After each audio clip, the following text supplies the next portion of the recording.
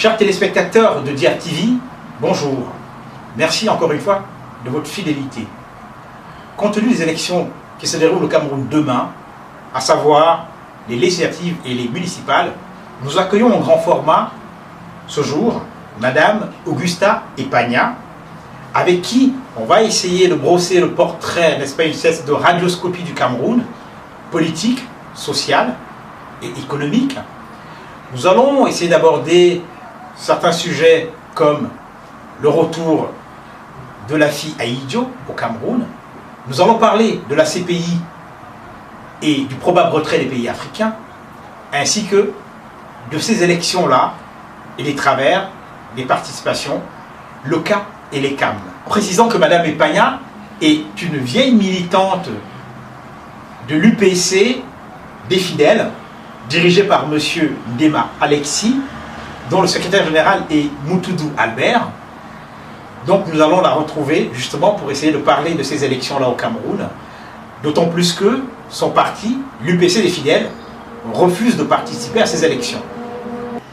Nous allons retrouver Madame Augusta Epagna de l'autre côté du plateau.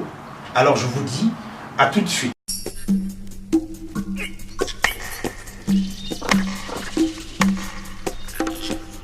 Bonjour chers téléspectateurs, nous retrouvons donc sur le plateau Madame Epagna. Bonjour Madame Epagna. Bonjour monsieur. Voilà, merci d'avoir accepté notre invitation. Donc justement, on souhaite débattre de l'élection qui aura lieu au Cameroun demain. Et avant d'aborder ce sujet-là, on souhaite parler un peu de l'actualité camerounaise en général.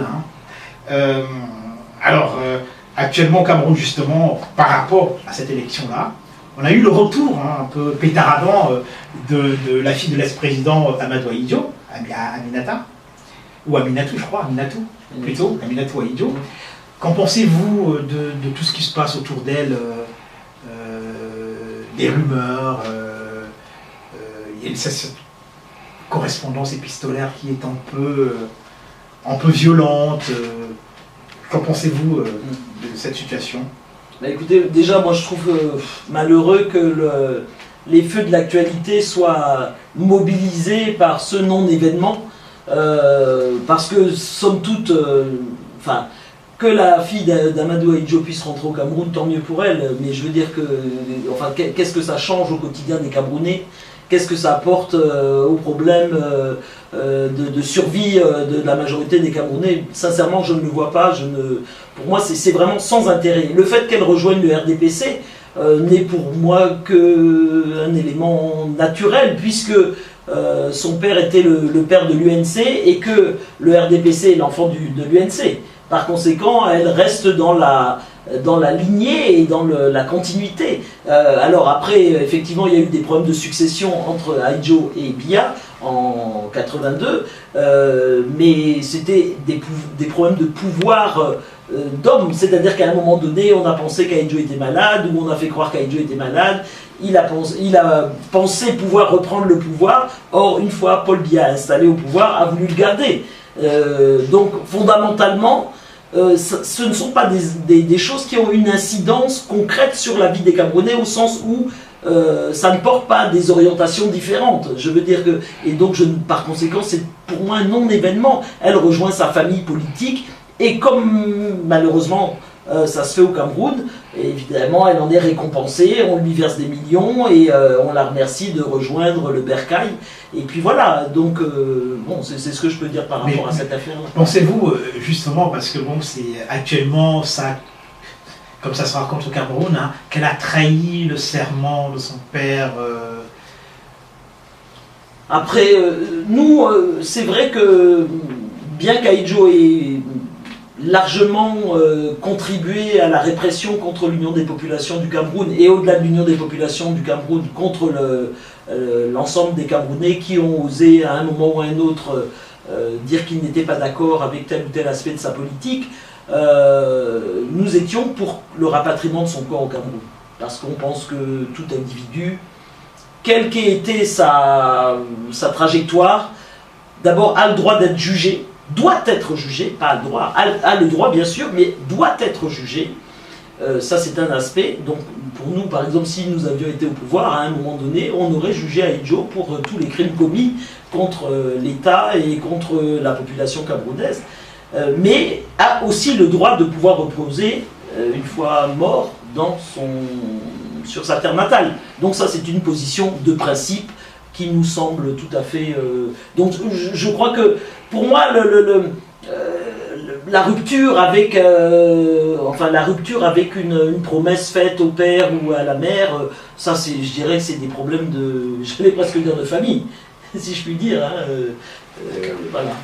Alors justement, bon, on va parler justement de cette élection qui a lieu demain au Cameroun, enfin, double scrutin, municipal et législatif.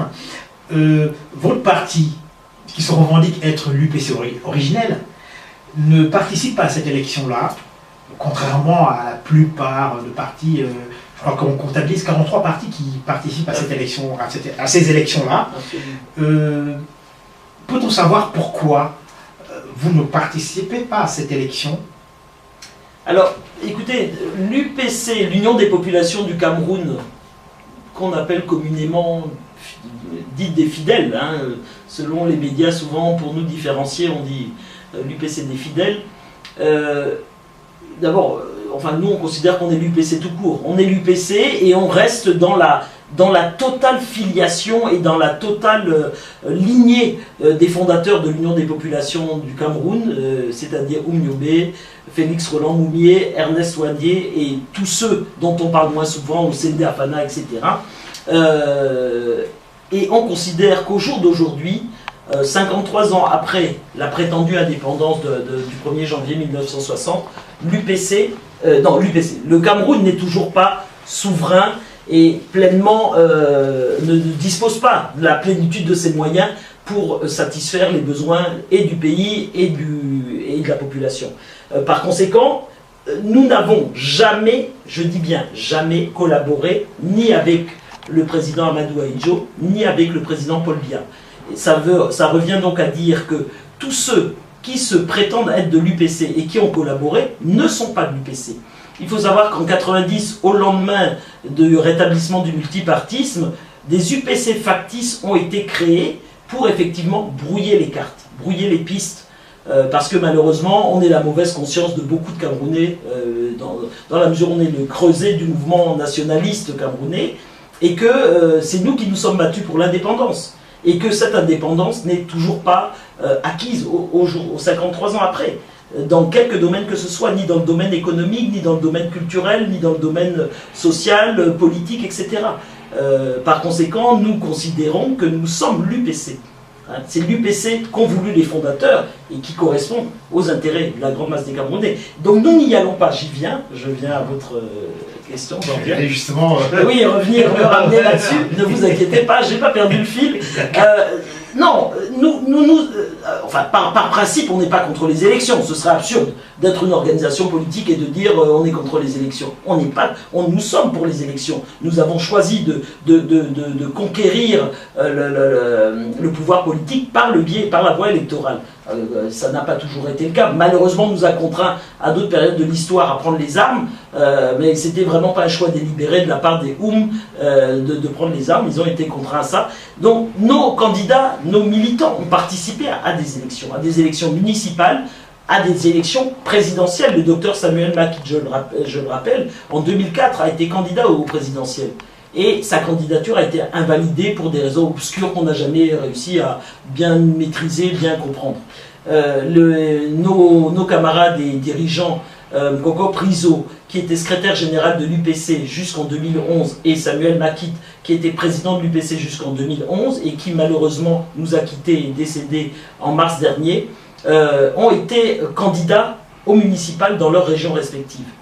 Et ce qu'il faut savoir, c'est qu'ils sont arrivés dans les bureaux de vote et leur bulletin de vote n'était pas présent dans les bureaux de vote. Alors que bien évidemment, les bulletins de vote avaient été édités. Vous imaginez bien. Donc voilà. Et nous n'avons eu de cesse d'observer qu'aucune condition minimale n'était créée pour que des élections transparentes, libres et véritablement démocratiques se tiennent dans ce pays. C'est pourquoi nous sommes dans la campagne pour dire, d'abord, depuis 2000, nous revendiquons 6 points pour que ces élections, les conditions minimales soient remplies. D'abord, une CENI consensuelle, c'est-à-dire une commission nationale, indépendante, pour superviser ces élections. Vous êtes contre ELECAM alors? On est totalement contre ELECAM. Pourquoi? Pas parce que ça s'appelle ELECAM. Parce que ELECAM... Élection Cameroun. Voilà, élection Cameroun. Et parce que ELECAM est totalement contrôlé par le parti État. Par conséquent, c'est l'antithèse même de ce qu'il faudrait pour superviser des élections libres, démocratiques et transparentes. Premier point. Deuxième point, scrutin à 2 tours. Scrutin à 2 tours, parce que vous avez une série de partis qui se présentent à une élection, certains sont éliminés, mais on peut appeler à se rallier au 2e tour à tel ou tel autre parti ou à telle ou telle personnalité qui se présente à l'élection. Donc scrutin à 2 tours, c'est vraiment la base minimale d'un processus démocratique. Ensuite, nous disons qu'il faut effectivement que des personnalités non encartées politiquement, c'est-à-dire qui n'appartiennent pas à une organisation politique, la société civile, voilà, puissent se présenter, qui ferait un peu l'unanimité sur leur nom, sur ce qu'elles représentent pour le pays, etc. Et qui ne seraient pas, disons, entre guillemets, partisane, au sens appartenant à un parti. Enfin, à partir de 18 ans, nous considérons qu'un jeune Camerounais, parce qu'il assume de tas d'autres choses dans la vie sociale, est en capacité de choisir qui il veut voir à la tête du pays, qui il veut voir à la tête d'une municipalité, et que le droit de vote doit être donné aux Camerounais à partir de l'âge de 18 ans.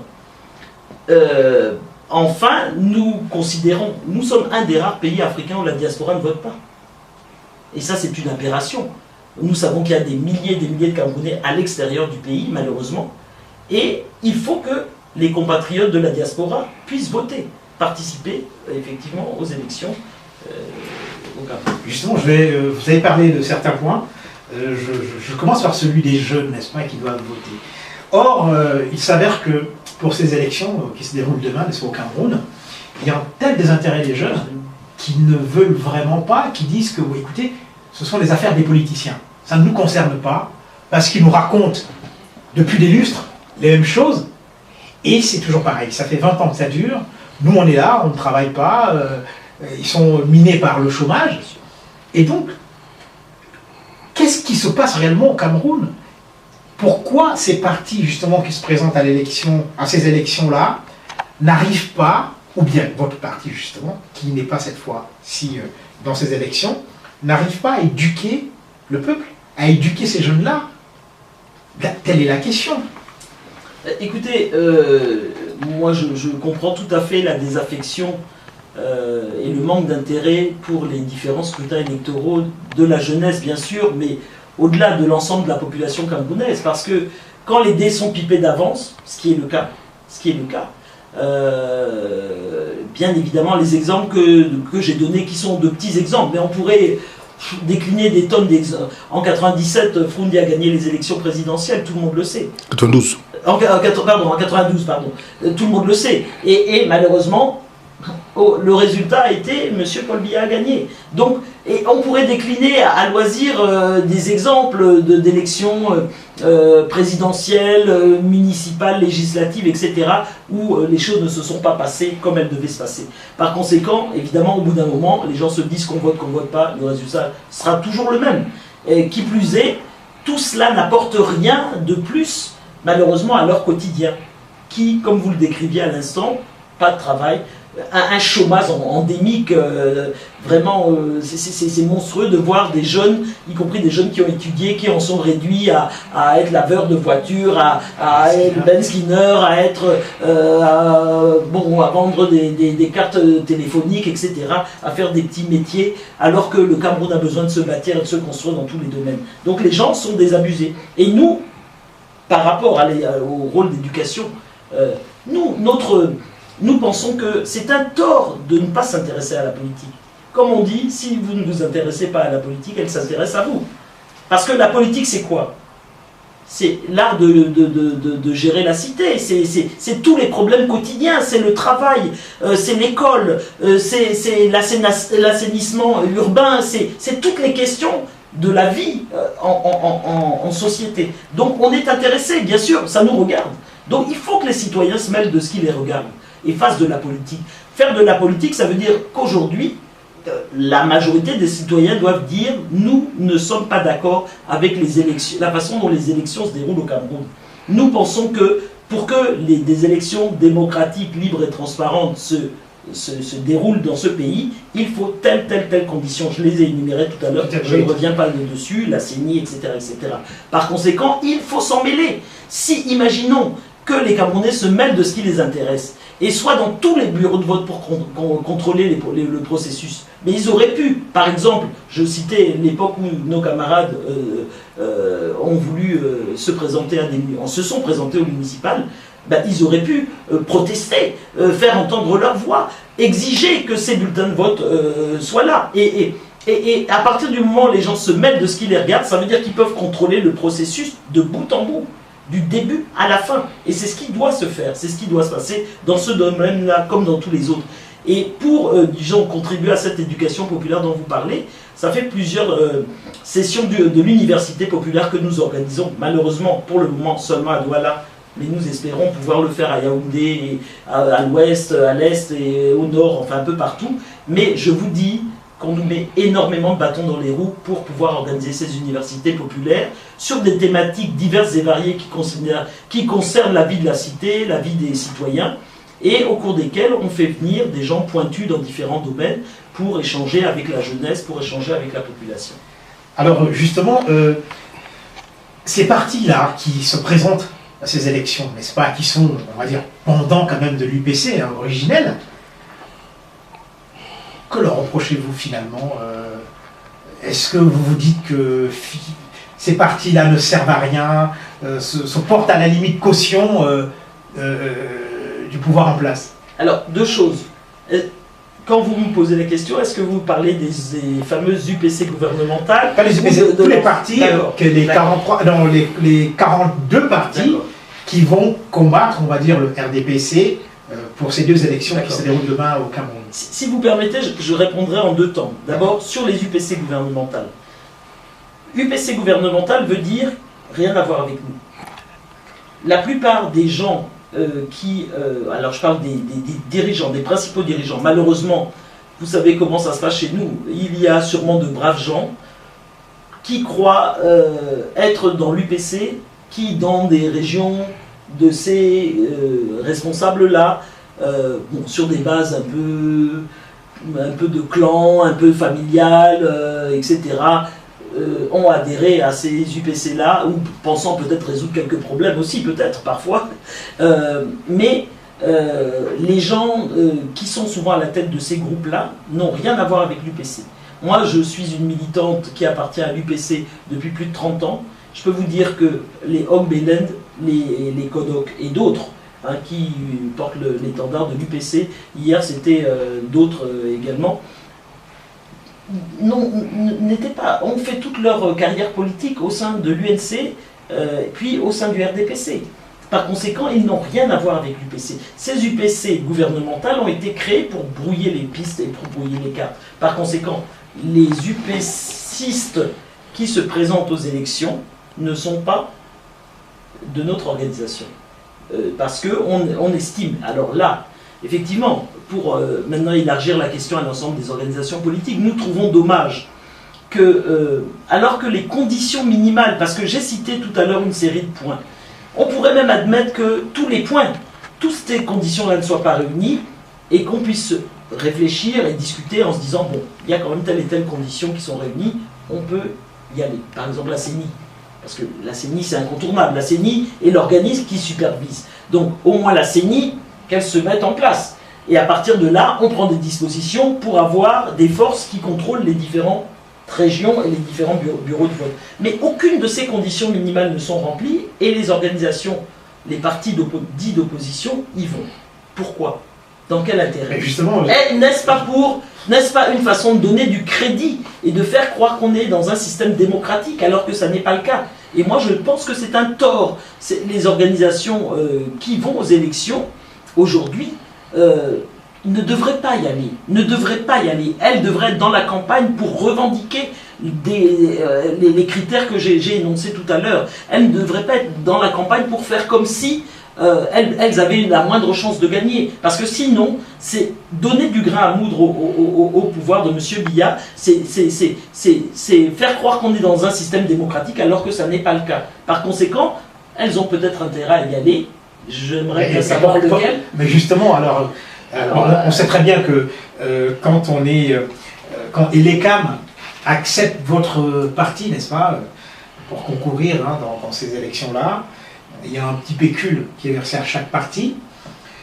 Est-ce que finalement c'est ça qui motive plus l'opposition camerounaise, c'est-à-dire en général, dans la mesure où on a remarqué qu'à chaque élection, il n'y a jamais eu une vraie fusion pour aller au combat? Est-ce que c'est finalement simplement l'argent qui les motive? C'est pas impossible, je ne sais pas, faudrait les interroger là-dessus, mais c'est vrai que c'est très questionnant et en tout cas, si ça n'est que l'argent qui les motive, c'est bien dommage. C'est tout à fait dommage et je crois que ce n'est pas mettre en avant les intérêts du pays et les intérêts de la population. Parce que la question qui se pose à nous aujourd'hui, c'est que après 30 ans de pouvoir sans partage, M. Paul Biya a 80 ans aujourd'hui, personne n'est éternel, par conséquent se pose la question du devenir politique de notre pays. Donc les forces d'opposition qui veulent réellement un changement, une vraie alternative politique, s'il y en a dans ce pays, nous, en tout cas nous considérons que nous avons un programme qu'on a d'ailleurs adopté en 2008, à notre congrès de 2008. Si on veut vraiment une alternative dans ce pays, ce n'est pas en procédant de cette façon-là. Il faut effectivement que les forces se coalisent. D'ailleurs, au-delà des forces politiques, les forces de la société civile, les associations, les syndicats, les personnalités religieuses, les chefferies qui ne seraient pas totalement inféodées au RDPC, je pense qu'il doit y en avoir, devraient se mettre ensemble pour empêcher que ce pays ne sombre dans le chaos au lendemain de l'après-Biya. Et ça, c'est maintenant que ça se prépare. Parce que le risque est grand. Quand le pouvoir est aussi concentré qu'il l'est, le risque est grand. Et on sait très bien qu'aujourd'hui, ce sont des clans qui tiennent ce pays-là. Tu bouges, je te liquide et tu ne bouges pas. Chacun a sa sphère et on se tient mutuellement. Et on ne peut pas. Un pays ne peut pas être dirigé comme ça. C'est pas possible. Est-ce que justement la mise en place du Sénat ne crée pas les conditions, on va dire, d'une pacification en cas de décès du chef de l'État, à partir du moment où le président du Sénat devient chef d'État par intérim et ensuite organise des élections? Monsieur Alain Jules, vous savez aussi bien que moi les conditions dans lesquelles ce fameux Sénat qui était une vraie, j'allais dire l'arlésienne, mais c'est en France qu'on dit ça, je ne sais pas comment nous on va dire, ce fameux Sénat dont on nous a tant parlé pendant des décennies, bon, qui a vu le jour récemment, mais je veux dire qu'en même temps le Sénat, la mise en place du Sénat répond exactement aux mêmes conditions que la mise en place de toutes les institutions camerounaises, c'est-à-dire une inféodation au parti État, au parti gouvernemental. Monsieur Biya a 30%, peut nommer 30% des sénateurs. Par ailleurs, on sait très bien que les 70 autres pourcents, c'est le RDPC qui va se tailler la part du lion. Donc voilà, la boucle est bouclée. Là encore, aucune des conditions démocratiques n'ont été créées pour qu'il y ait un Sénat qui soit vraiment à la, comment dirais-je, qui traduise cette volonté de multipartisme. Et ce soit, alors, vous savez très bien que les conseillers municipaux, leur mandat a été prolongé. Pareil pour les députés. Sur le seul bon vouloir de Monsieur le Président de la République.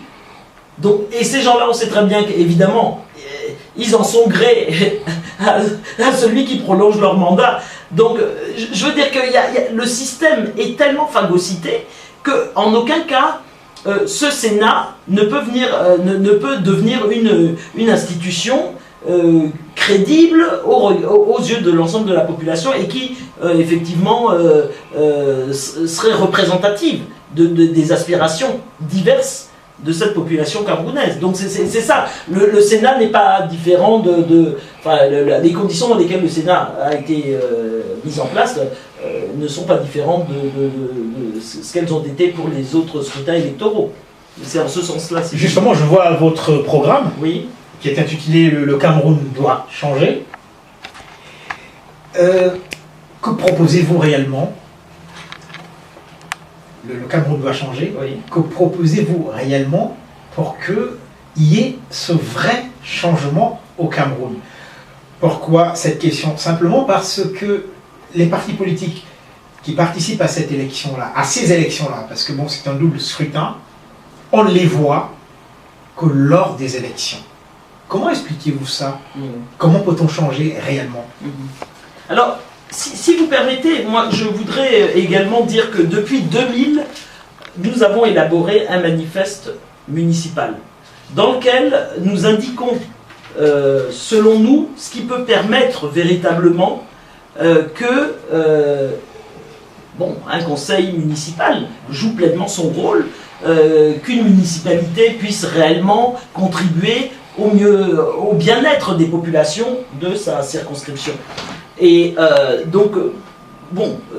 depuis 2000, ce manifeste municipal existe. Alors il y a des conditions pour une élection municipale démocratique. Il y a une première chose qui est que notre principe de base ici est que nous proposons à tous les Camerounais, tout ce qui peut être géré au niveau local doit l'être localement. C'est-à-dire qu'il ne faut pas que, y compris au niveau local, il y ait la mainmise de l'État et que la part de manœuvre, de possibilité de manœuvre, que ce soit sur le plan financier, sur le plan de l'initiative, etc., n'existe pas. Localement, on sait très bien qu'aujourd'hui, chez nous, rien n'est possible. À la limite, le pouvoir d'État, le pouvoir central peut décider de vous couper les vivres, de ne pas vous attribuer le budget qu'il devrait vous attribuer, etc. Il n'y a aucune marge de manœuvre possible. Il y a une totale emprise de l'appareil d'État central sur le local. Et ça, c'est pas normal. Donc nous avons des propositions par rapport à ça. Pour en revenir maintenant à des choses, disons, plus générales. Nous pensons qu'il y a des choses qui doivent se faire. C'est déjà permettre aux Camerounais de choisir librement ceux qui les dirigent. Le programme politique doit exister. Donc la première chose aussi qu'il faudrait, c'est que les différents partis politiques qui se présentent au scrutin, quelque nature qu'il soit, aient un projet politique. Et selon vous, alors, les partis qui se présentent, ils n'ont pas de programme? Parfois... C'est quoi alors, quand on va dans une élection, on va confondre les choses? Est-ce qu'ils n'ont pas de programme, ils n'ont rien, aucun manifeste ne circule? Écoutez, assez fréquemment, j'entends au moins pour discuter comme ça avec nos compatriotes, ceux qui sont un peu éclairés et qui ont quand même une certaine conscience politique, dire on ne connaît même pas leur programme. Donc nous on a des propositions. On parle par exemple de la constitution d'un gouvernement de transition. Ça, ce sont les mesures à court terme que nous proposons. Si demain on arrive au pouvoir, voilà ce qu'on veut. Constitution d'un gouvernement de transition. Ce gouvernement comprendra toutes les forces ayant réellement prouvé leur attachement à la lutte patriotique pour un Cameroun démocratique et de justice sociale. Réalisation d'un audit général. Par cet audit, le gouvernement de transition et le pays donneront un délai de 6 à 9 mois à une commission nationale d'audit qui devra produire un rapport public traitant de tous les aspects de la vie du Cameroun pendant ces dernières décennies. Désignation rapide d'une commission constitutionnelle dont la composition sera rendue publique après consultation des composantes les plus diverses du peuple. Ça, c'est les mesures immédiates. Ensuite, organisation d'un recensement général sérieux de la population pendant la période, la période qui suit. Discussion nationale publique de l'avant-projet de constitution. Parce que là aussi, on pense que les forces vives doivent participer à l'élaboration de ce projet. Voilà. Et la mise en place d'une assemblée constituante pour adopter ce projet présenté, etc.